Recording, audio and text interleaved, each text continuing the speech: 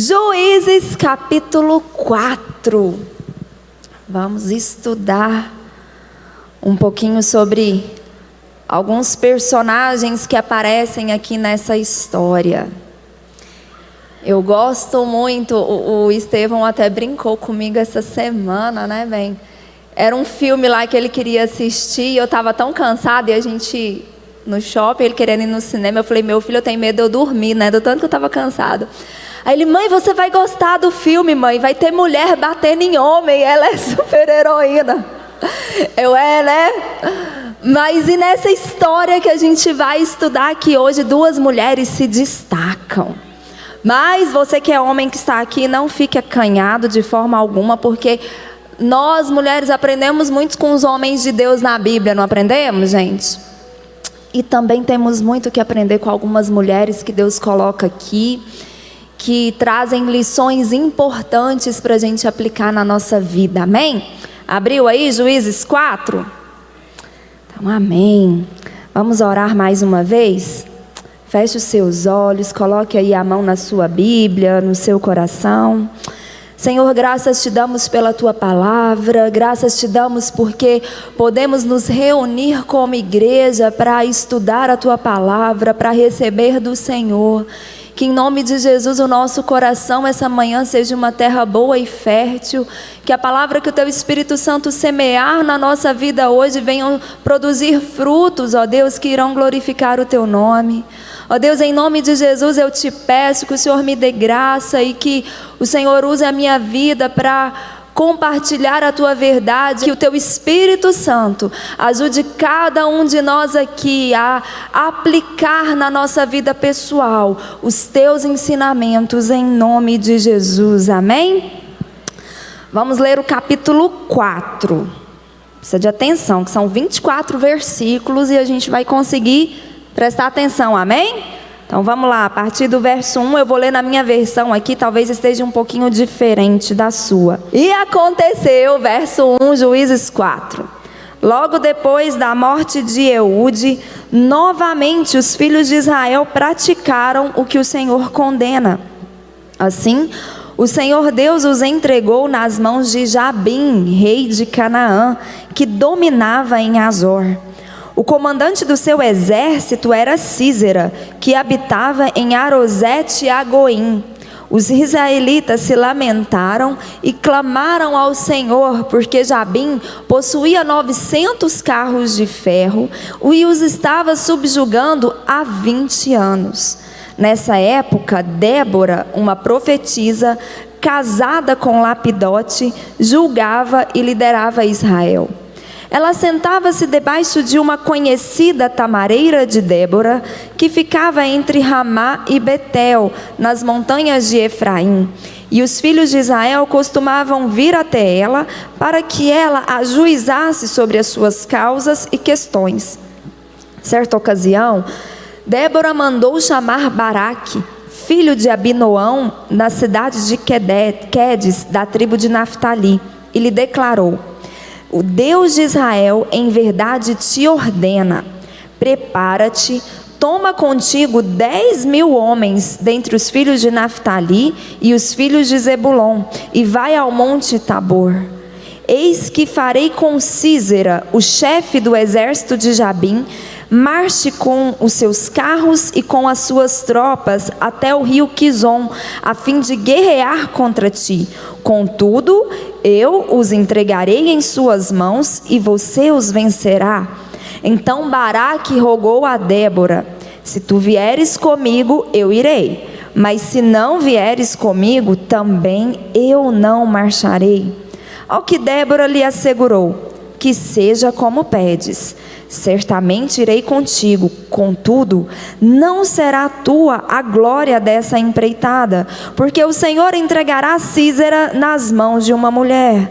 E levantando-se prontamente, partiu Débora com Baraque em direção a Quedes, onde Baraque convocou as tribos de Zebulon e Naftali, e separaram 10.000 homens que o seguiram. E Débora marchou ao lado de Baraque. Entre mentes, o queneu Éber tinha se separado dos demais queneus e do clã dos filhos de Obabe, sogro de Moisés, e tinha armado a sua tenda perto do carvalho de Tsanaim, que localizava-se nas proximidades de Quedes. Anunciaram a Sísera que Baraque, filho de Abinoão, havia subido ao monte Tabor. Sísera convocou todos os seus carros de guerra, 900 carros de ferro e todas as suas tropas de Arosete a Goim ao rio Quizon. Então Débora afirmou a Baraque: dispõe-te, porque este é o dia em que o Senhor entregou Sísera nas tuas mãos. Porventura não marchou o Senhor à tua frente? Em seguida, Baraque desceu do monte Tabor e 10.000 soldados após eles. O Senhor encheu de pânico a Sísera e aniquilou todos os seus carros de ferro e todo o seu numeroso exército diante de Baraque. E Sísera saltou do seu carro de ferro e fugiu a pé. Baraque perseguiu os carros de guerra e os soldados inimigos até Arosete a Goim. Todo o exército de Sísera foi morto ao fio da espada. Não sobrou um só adversário vivo. Sísera, contudo, fugiu a pé em direção à tenda de Jael, esposa de Éber, o queneu, porquanto havia paz entre Jabim, rei de Azor, e o clã do queneu Éber. Saindo Jael ao encontro de Sísera, ofereceu-lhe: entra, senhor meu, entra na minha tenda, não temas. Ele prontamente aceitou o convite e ela o cobriu com um tecido. Então ele lhe rogou: dá-me, peço-te, de beber um pouco de água, porque eu tenho sede. Ela abriu um recipiente feito de couro que continha leite e deu-lhe de beber e o cobriu de novo. E Sísera recomendou à mulher: põe-te alerta à entrada da tenda, e há de ser que se vier alguém e te perguntar: há alguém aqui? Responde imediatamente: não. Então Jael, esposa de Éber, tomou uma estaca da tenda e lançou mão de um martelo, e foi-se mansamente a ele, e lhe cravou uma estaca na têmpora, atravessando-lhe a cabeça até fincar na terra. Ele dormia profundamente, vencido pelo cansaço, e assim morreu. E eis que surge Baraque perseguindo Sísera. Jael saiu ao seu encontro e o anunciou: vem e te mostrarei o homem que procuras. Ele entrou com ela e contemplou Sísera caído, morto, com a estaca atravessada nas têmporas.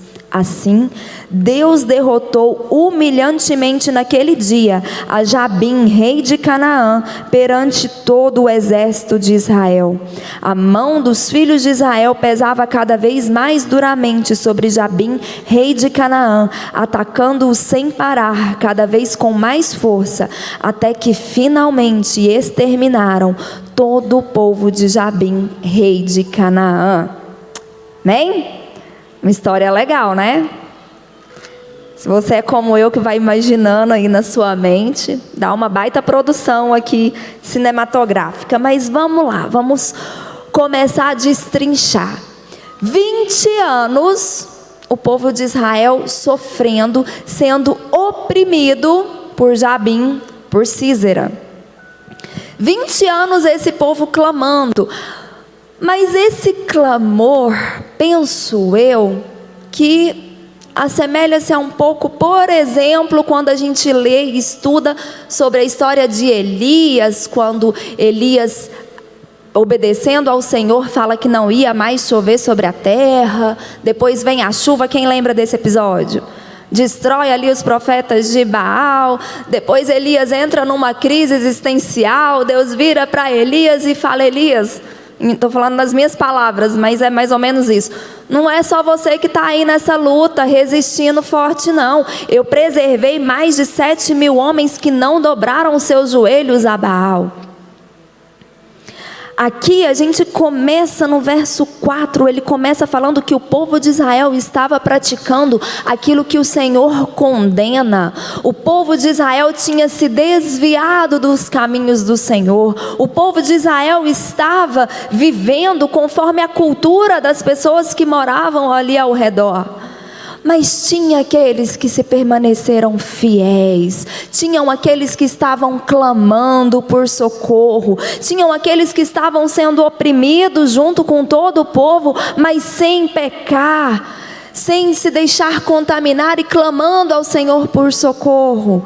E Deus levanta uma mulher, e a Bíblia começa descrevendo que Débora era uma profetisa casada. Eu acho essa informação muito importante. Não fala se Débora tinha filhos ou não, eu imagino que sim, mas ela era casada. Se ela era casada naquela época, ela tinha todos os afazeres que nós mulheres casadas temos hoje. Não é pouca coisa você ter que cuidar da sua casa, você ter que cuidar do seu marido, você organizar toda aquela logística, sendo oprimido por um povo mais forte. Deus escolhe Débora, esposa, dona de casa, dona do seu lar, para ser uma profetisa e para ser uma juíza. Débora, ela auxiliava, ela cuidava do seu povo naturalmente e espiritualmente. Tinha um peso, uma responsabilidade muito grande. Começou a ser o referencial de todo o povo de Israel. E aqui ela ouve uma direção de Deus. E como é importante, a gente sempre bate nessa tecla aqui, da importância de nós estudarmos a Bíblia, de nós lermos a palavra, de nós conhecermos, porque a Bíblia, ela é a palavra de Deus, é a forma como Deus fala conosco todos os dias. E aqui na palavra do Senhor nós temos ordenanças claras em coisas concernentes à nossa vida diária, ao nosso cotidiano. Se eu e você não abrirmos a Bíblia, e não lermos a Bíblia, e não estudarmos a Bíblia, nós não iremos ouvir a voz de Deus, nós não iremos receber direção de Deus, quanto mais fazer aquilo que Deus quer que a gente faça. A primeira coisa começa aqui falando que Débora, ela vira para Baraque e fala: Deus te ordenou. Deus mandou eu te falar, Ele está mandando você ir subir e descer para lutar contra Sísera, porque Ele vai entregar Sísera nas tuas mãos. Nós precisamos parar para ouvir a voz de Deus, buscar em Deus direção, parar para ouvir e não ter medo. Baraque teve medo. E às vezes a gente age como Baraque. Deus virou para Baraque através de Débora e falou: vai, no finalzinho do verso 7, eu os entregarei em tuas mãos e tu o vencerás. Em outras palavras, Deus escolheu Baraque para destruir Sísera e todo o seu exército e todo o povo de Jabim. Baraque, eu te escolhi, vai lá que você vai vencer, eu vou entregar eles nas tuas mãos. O que Baraque responde para Débora? Eu só vou se você for comigo. Teve medo. Porque se a gente analisar bem, verso 3 diz que Jabim possuía um exército com mais de 900 carros de ferro. Israel não tinha isso não. O poderio bélico de Sísera era infinitamente superior ao de Israel. Sabe aquela situação assim que é morte na certa? Você analisa de todos os ângulos. Baraque, ele era guerreiro. Talvez ele tenha ouvido aquilo, ele tenha analisado de um lado, do outro e pensado em várias estratégias de guerra. Será que Débora ouviu certo mesmo? Ele ficou com medo.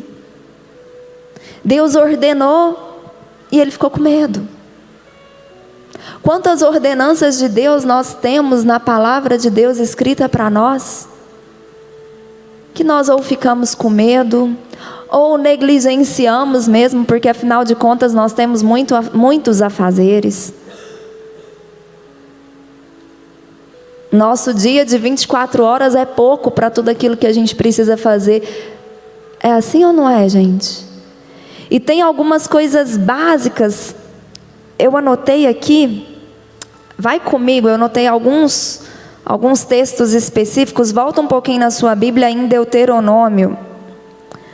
Livro de Deuteronômio no capítulo 6.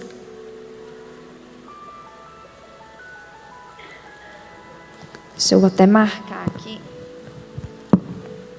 para ficar fácil voltar para Juízes depois. Deuteronômio 6, versos 5 a 7. Amarás o Senhor teu Deus com todo o coração, com toda a tua alma, com todas as tuas forças. Você já parou para pensar por que tem isso aqui? Eu preciso de força para amar a Deus? Quer dizer que tem situações que às vezes não é tão fácil assim amar a Deus? A Bíblia diz isso. Amarás o Senhor teu Deus com todo o teu coração. É totalmente, é integralmente.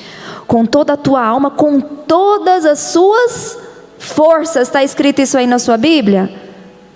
Aí ele continua. Que todas essas palavras que hoje te ordeno estejam em teu coração. Quais palavras? Onde estão as palavras que Deus nos ordenou? Fala forte, na Bíblia. Como é que nós vamos saber o que Deus ordenou ou não? Lendo a Bíblia. Verso 7. Tu a ensinarás. Coloca a mão em você e fala: eu vou ensinar com todo zelo e perseverança aos seus filhos. Zelo e perseverança. Eu até brinquei, ontem a gente estava, era um outro versículo, era sobre orar com perseverança. Eu falei, ninguém precisa virar para a pessoa e falar, tenha perseverança para comer chocolate, porque comer chocolate é fácil. Agora, ensinar a Bíblia para os filhos é preciso perseverança. E querido e querida, não tem como você ensinar aquilo que você não sabe. Você já viu alguém falando sobre um assunto que ele não domina? É um fiasco, não é? A gente percebe que a pessoa não domina o assunto. Ensinarás com todo zelo e perseverança aos seus filhos. Conversarás sobre as Escrituras. E aí eu acho isso lindo. Olha o que a Bíblia diz.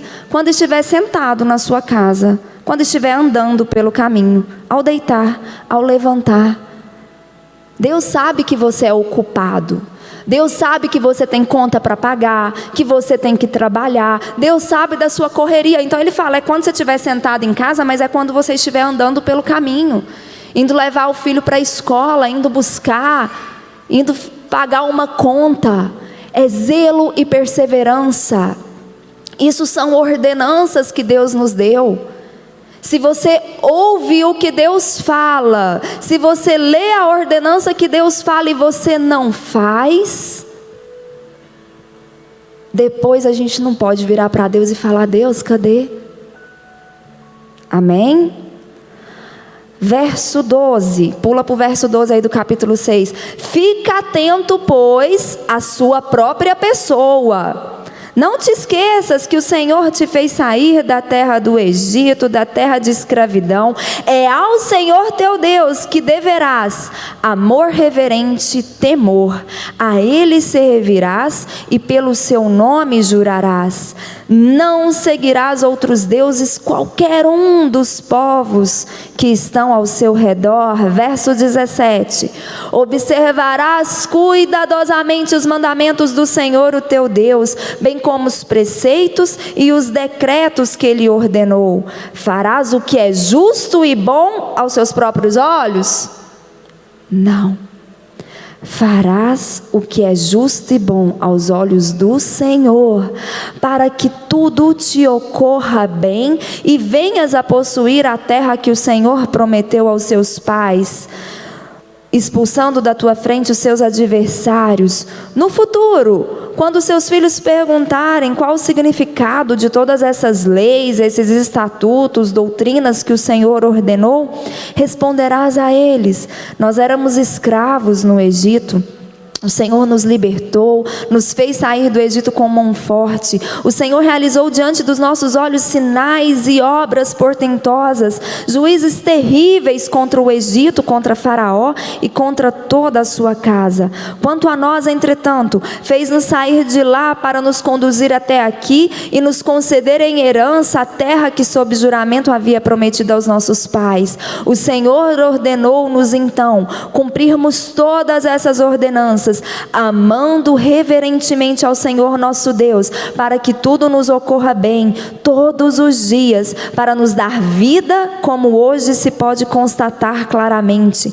Essa será a nossa justiça. Buscaremos zelosamente colocar em prática todos esses mandamentos que o Senhor nosso Deus nos deu, conforme Ele nos ordenou.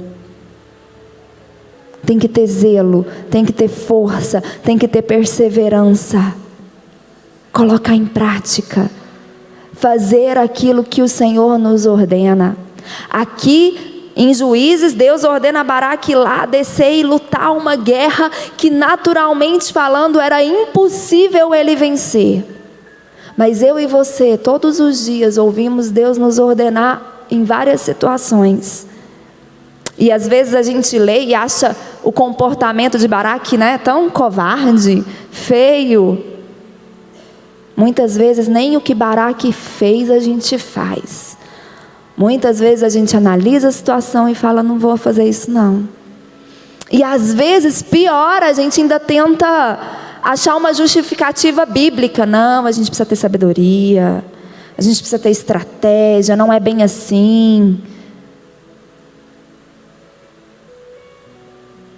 A gente precisa ouvir a voz de Deus. E a voz de Deus, a ordem de Deus basta. Eu não preciso de outra resposta. Eu não preciso de outra inspiração. Baraque pediu ajuda. Débora era referência no povo de Israel naquela época. Eu acredito que era uma mulher bem distinta. Eu imagino Débora sendo uma mulher forte, uma mulher muito sábia, mas também uma mulher muito elegante, muito graciosa. A Bíblia cita o nome do marido dela. Eu imagino aquele marido que era muito bem cuidado por ela, muito, sabe, assim, bem cuidado mesmo, e que tinha todo aquele orgulho e falava, essa é a minha esposa. Ela não abraçou uma função e menosprezou as outras. Ela foi escolhida por Deus e realizou com graça tudo aquilo que Deus colocou nas suas mãos. Muitas vezes nós não teremos ajuda, nós não teremos suporte. E quando a gente lê no capítulo 4, a gente acha que foi tudo muito tranquilo, que Baraque foi lá junto com Naftali e Zebulon, mas não foi. Alguns versículos do capítulo 5, pula para mim lá, eu anotei aqui no capítulo 5, começa no verso 7, né? Aqui é a poesia, o cântico de Débora. Os guerreiros de Israel haviam desaparecido, já tinham desistido de lutar, até que te levantaste, ó Débora, até que levantaste para ser mãe de Israel. Verso 15. Os príncipes de Issacar estavam com Débora. Sim, Issacar também estava junto com Baraque. Eles o seguiram rapidamente até o vale. Entretanto, a tribo de Ruben estava dividida. Houve grande discussão e conjecturas, e não foram. Em outras palavras, para o nosso português, a tribo de Ruben reuniu, falou o quê? Os outros lá tem mais de 900 carros de ferro. O que a gente vai... Não vamos não, vamos ficar quietinho aqui, não tem nada a ver com isso. Não foram. Verso 17. Se é porque Ruben estava distante do local da guerra, Gileade também ficava na banda além do Jordão. E Dan, por qual motivo não veio se aliar a nós? Dan também não foi, deixou o povo para lá. Verso 18. O povo de Zebulon arriscou a própria vida ao vir juntar-se a nós, assim como Naftali, nas batalhas dos altos campos da região. Só Zebulon foi lá ajudar Naftali. os outros não foram. E às vezes a gente se sente lutando batalhas sozinhos, sem ajuda. Aqueles que talvez a gente esperava ajuda, esperava auxílio, não vão, não querem correr o risco. Se Deus ordenou, faz. Se Deus falou com você, se Deus te deu uma estratégia dentro da sua casa, da sua família, para mudar a realidade que você tem vivido, dentro do seu trabalho, no seu negócio, Deus falou, faz. A única ajuda que a gente precisa é a do alto. Amém? Sempre terão pessoas que não querem correr riscos, que não vão correr riscos. Mas se Deus ordenou, não hesita não, vai lá e faz.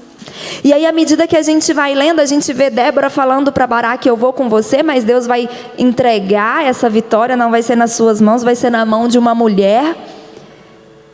E talvez no primeiro momento que você esteja lendo, você acha que Débora estava falando de si mesma. Débora estava falando de Jael. E Jael é uma figura que destaca nessa história para mim, porque Jael não era do povo de Israel. Vamos ler lá de novo. No verso 17 do capítulo 4. Jael era esposa de Eber, queneu. Esse povo aqui eram descendentes do pai de Zípora, o sogro de Moisés. E eles viviam em harmonia, tinham um certo parentesco entre eles. E eles habitavam em tenda sempre perto e tinha paz com Israel. Era um povo amigo, era aquele parente. Só que aqui no verso 17 diz que tinha paz entre Jabim e o queneu, entre o clã do queneu. O povo de Israel vivia em paz, tanto com Israel, quanto com Jabim, quanto com Sísera.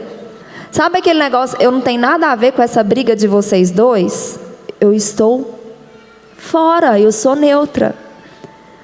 E a guerra acontecendo, e eu fico imaginando Jael na casa dela, agindo de uma forma tão corajosa. Sabe o que era a função de Jael naquela época? Não só de Jael, mas de todas aquelas mulheres? Armar tenda. Se você for estudar, você vai ver. Eram as mulheres que decidiam onde que iam armar cada uma das tendas. E elas que montavam as tendas. Não era função de homem. Era função das mulheres. A estaca e o martelo que Jael usou eram ferramentas que Jael tinha domínio. Ela que armava a tenda da sua casa. Então ela tinha uma certa familiaridade. Ela sabia mexer com a estaca, ela sabia mexer com o martelo. Ela estava dentro de casa. A guerra não era dela, a guerra não era do povo dela. E eu vou além. Eu acho que ela nem sequer pensou, ou talvez tenha pensado, na consequência da ação que ela estava pensando e tramando em fazer. Porque o povo dela vivia em paz com o povo de Jabim, que era um exército muito bom, com poderio bélico muito bom. Ela era esposa. Será que ela pensou o que o marido dela ia pensar do que ela ia fazer? Será que ela pensou se o povo dela não ia se levantar contra e falar: você é louca, a gente está em paz com os dois aqui, essa luta não é nossa, essa guerra não nos pertence, para que você foi agir? E aí eu pensei em duas coisas, e pode ser uma, pode ser outra, ou pode ser uma terceira. Talvez Jael tenha sido movida por um sentimento de compaixão, porque ela era vizinha deles. E durante esses 20 anos ela presenciou com seus olhos a opressão que Jabim fazia sobre o povo de Israel. Ela presenciou às vezes a vizinha dela, que ela conversava ali, contava a vida, tinha um relacionamento. Ela viu aquele povo sofrer e ser oprimido. O povo dela não era oprimido, o povo dela não sofria, mas ela presenciava as injustiças que Jabim estava fazendo contra Israel.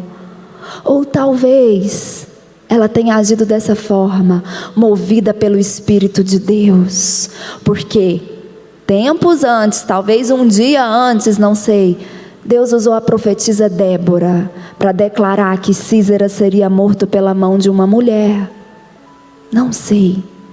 Eu sei que essa mulher atrai Sísera para sua casa. Sísera não pediu para entrar. Ela virou e falou: entra, pode vir. Aí Sísera pede um copo d'água. Nessa hora que eu imagino que Jael era mãe também, que ele estava cansado da guerra, pede um copo d'água. Ela vai lá e dá um leitinho para ele, um leitinho morno. Isso não é coisa de mãe, gente? Eu imagino. Ela vai lá dar um leitinho para ele, ele deita, ela cobre. E ela, de forma muito ousada, corajosa, mas também muito astuta, ela chega silenciosamente, com uma estaca e um martelo na mão. A gente conhece o final da história, mas Jael, naquele momento que ela estava se aproximando daquele guerreiro, aquele homem forte, aquele homem guerreiro poderoso, ela estava se aproximando com uma estaca e um martelo. Ela não sabia se ele ia acordar ou não. Ela correu o risco. Imagina se aquele homem acordasse. Se na hora que a gente leu, que ela aqui na minha versão está de mansinho, né? Tem algumas versões que está silenciosamente. Se na hora que ela estava se aproximando para fazer o que ela queria fazer, e aí você imagina na sua cabeça aí, igual os filmes que a gente vê, ninguém ia falar que ela queria fazer outra coisa com aquela estaca e com aquele martelo. Todo mundo que estivesse presenciando aquela cena saberia que o objetivo dela era matar Sísera. Imagina se Sísera acordasse, se ela pisasse num graveto, se fizesse um barulhinho na hora que ela estava chegando perto dele. Ela correu o risco. A palavra de Deus diz que bem-aventurado aqueles que têm fome e sede de justiça, porque eles serão fartos. Jael não era oprimida por Sísera. Jael e o seu povo não sofria nas mãos de Jabim, mas ela presenciou a injustiça acontecendo do lado dela, e ela não lavou as suas mãos. Ela não fechou a porta da sua tenda, ficou lá dentro e falou: nessa guerra não tem nada a ver comigo. Quem nós somos aqui nessa terra? Somos realmente representantes de Deus? Somos verdadeiros cristãos, discípulos de Jesus? Ou a gente prefere a nossa própria segurança, o nosso próprio bem-estar? Isso não tem nada a ver comigo, eu vou aqui para dentro, eu consigo me relacionar com os dois povos, eu vivo em paz e eu não tenho nada a ver com isso. Jael, acho que ela nem pensou. E se ela tivesse filhos, então, como eu imaginei aqui quando ela deu esse copo de leite, ela não podia ficar com as mãos atadas. Ela aproxima de Sísera e ela mata aquele que oprimia o povo de Israel. Ela não usou espada. Ela não tinha conhecimento bélico. Ela não tinha carros de ferro para combater e lutar contra Sísera. Deus usou uma estaca de madeira e um martelo, coisa que ela usava para armar a tenda da sua família.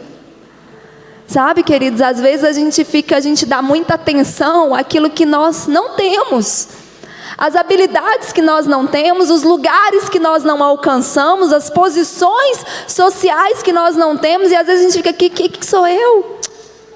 Eu sou uma simples esposa, mãe, só sei mexer com uma estaca e um martelo.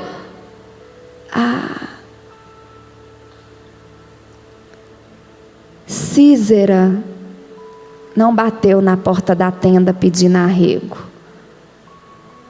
Talvez a guerra acontecendo lá, Jael sabia. Jael sai da sua tenda, vira para Sísera, a gente leu isso, vira para Sísera e fala: vem, entra, verso 18, saindo Jael ao encontro de Sísera, ofereceu: entra. Sabe aquelas pessoas, a gente brinca, que vai atrás de problema? Ela foi atrás, falou: entra. Entra. Ah, eu vou esperar, o negócio tem que vir aqui. Se for para eu fazer mesmo, Deus. Não. Sabe quando você sabe o que é certo fazer? Vai lá e faz. Vai lá e faz. Tenha ousadia, tenha coragem de agir e com o que está nas suas mãos. Você não precisa de espada, você não precisa de conhecimento, de guerra, nada. Você precisa usar o que está nas suas mãos. Deus vai usar o que está nas suas mãos. A gente vê isso na Bíblia o tempo todo. Moisés estava cuidando das ovelhas do sogro dele. Deus chega e fala com Moisés. Moisés começa a gaguejar, fala que não dá conta, que não vai voltar. Deus vira para ele e pergunta: o que tem na sua mão? E ele estava com um cajado. E aí põe o cajado, vira serpente, pega o cajado, pega na serpente, vira cajado de novo. E foi a ferramenta que Deus usou para fazer sinais no Egito. Deus usa o que nós já temos. Ele só precisa da resposta do nosso coração. Se inspire em Débora, se inspire em Jael. Não cruze os seus braços diante do sofrimento alheio, das injustiças que acontecem nesse mundo. Ah, porque não está acontecendo comigo? Você está presenciando, os seus olhos estão vendo, aquilo está inquietando o seu coração. Tenha a coragem e a ousadia que Jael teve. E faça algo com aquilo que você tem nas suas mãos, com aquilo que você pode. Deus quer nos usar para transformar a realidade, para transformar o mundo que nós vivemos, para transformar a nossa sociedade. Deus quer te usar para transformar a vida do seu vizinho, do seu parente, do seu amigo. Se disponha a usar aquilo que você tem nas suas mãos, amém?